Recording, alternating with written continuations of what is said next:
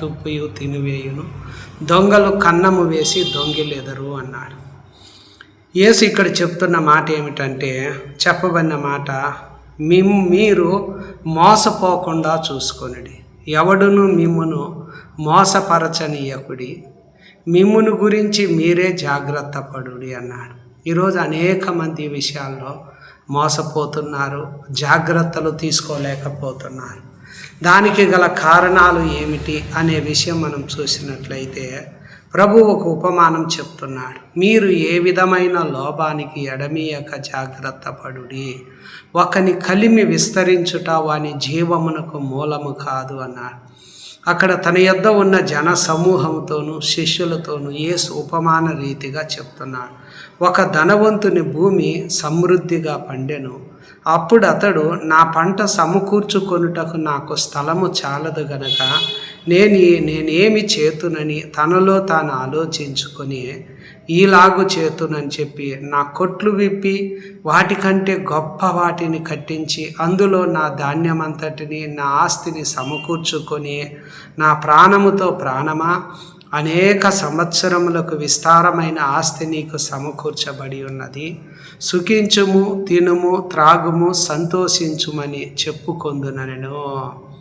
అయితే దేవుడు వెర్రివాడా, ఈ రాత్రి నీ ప్రాణం అడుగుచున్నాను, నీవు సిద్ధపరిచినవి ఎవని వగునని అతనితో చెప్పాడు. దేవుని ఎడల ధనవంతుడు కాక తన కొరకే సమకూర్చుకొనువాడు అలాగుననే ఉండునని చెప్పాడు. ఇక్కడ ఒక మనిషి ఏం చేస్తున్నాడంటే, ధనవంతుడు ఏ విధంగా విస్తారమైన ఆస్తిని సమకూర్చుకొని, అనేక సంవత్సరాలకు సరిపోయే ఆస్తిని సమకూర్చుకొని తన ప్రాణముతో అంటున్నాడు, ప్రాణమా, నీకు ఆస్తి సమకూర్చాను, సుఖించుము, తినుము, త్రాగుము, సంతోషించుము అంటున్నాను. కనుక ఈరోజు అనేక మంది ధనవంతుడు ఏ విధంగా తన కోసం అన్నీ సమకూర్చుకొని పెట్టుకుంటున్నాడో, అదేవిధంగా ప్రతి ఒక్కరు కూడా కొద్దివాడు మొదలుకొని గొప్పవాని మట్టుకు అందరూ కూడా సమకూర్చుకునే పనిలోనే ఉన్నారు. ధనవంతుడు ఏ విధంగా సమకూర్చుకుంటున్నాడో అదేవిధంగా అందరూ కూడా సమకూర్చుకోవాలి అనే ఆలోచనలతో భూమి మీద తమకు కావలసినవి సమకూర్చుకోవాలి, సంపాదించుకోవాలి, సిద్ధపరచుకోవాలా అనేటువంటి ధ్యాసలో మనిషి పడిపోయినారు. ఈ సమకూర్చుకున్నటువంటి ఆ ధనమును, సంపాదించుకున్న దాన్ని, ఆస్తిని ఈ దినాల్లో ఏం చేసేవారు ఉన్నారంటే మోసం చేసేవాళ్ళు ఉన్నారు. అందువలనే యేసు అన్నాడు, ఎవడూ మిమ్మును మోసపరచనీయకుడి, మిమ్మును గురించి మీరే జాగ్రత్త పడుడి అని ప్రభు చెప్తున్నాడు. ఇక్కడ రాయబడినటువంటి మాటల్లో చూసినప్పుడు రోమా పత్రిక 3వ అధ్యాయంలో ప్రభువు చెప్పినటువంటి వాక్యము చూసినప్పుడు దేవుని మాటలు మనకు చెప్తున్నాయి.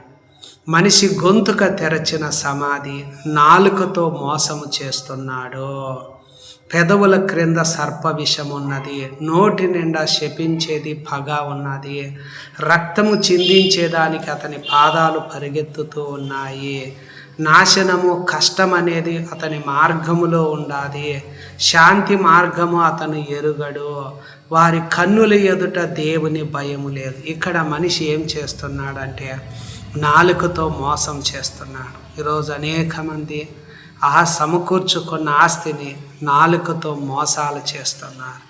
మళ్ళీ ఏం చేస్తున్నారంటే ఎదుటి వారిని చంపి ఆ ఆస్తిని ఏం చేస్తున్నారంటే దోచేస్తూ ఉన్నారు. కనుక దయచేసి చాలా జాగ్రత్తగా ఉండాలని దేవుని వాక్యం మనకు చెప్తుంది.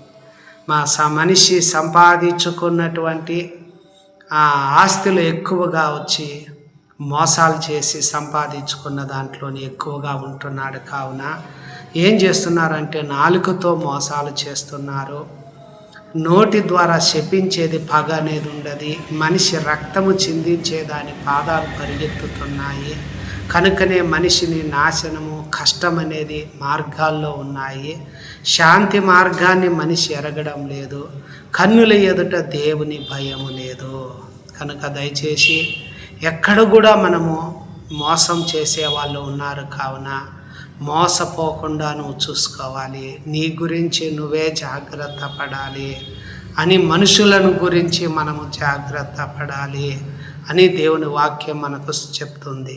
మళ్ళీ ఇంకా మనం చూసినప్పుడు దేవుని వాక్యం ఏమంటుందంటే, కొరింథీయులకు రాసినటువంటి మొదటి పత్రికలో 5వ అధ్యాయంలో కూడా రాయబడినాడు. పులిసిన పిండి ఇక్కడ రాయబడింది ఏమిటంటే, అతిశయపడుట మంచిది కాదు అంటాడు. పులిసిన పిండి కొంచెమైనను మొద్దంతయు పులియజేయను. మీరు పులిపిండి లేని వారు గనుక కొత్త ముద్దవుటకై పాతదైన పులిపిండిని తీసి బయట పారవేయి.